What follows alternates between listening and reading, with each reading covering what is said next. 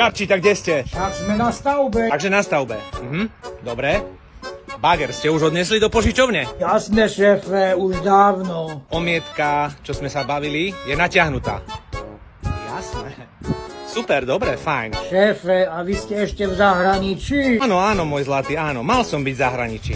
Ale už som doma. Ups, takže ste na stavbe? No, na stavbe, áno. Vedúci už je doma. No, a zjavne aj ty si doma. Alebo kde ste? Išli sme na obed. O 9:30 ste sa najesť, áno. No ale mazaj preč z tej fúšky a okamžite na stavbu, jasné? Šéfe, však ešte čakáme na menu. No určite, áno, menučko.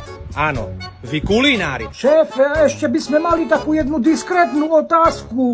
Už ste nám poslali peniaze na účet. Samozrejme, poslal som vám, ale na svoj vlastný účet. Presne tak, ako ty si odnesol bager do požičovne a presne tak, ako si sa postavil do mieska. Čau, dovidopo.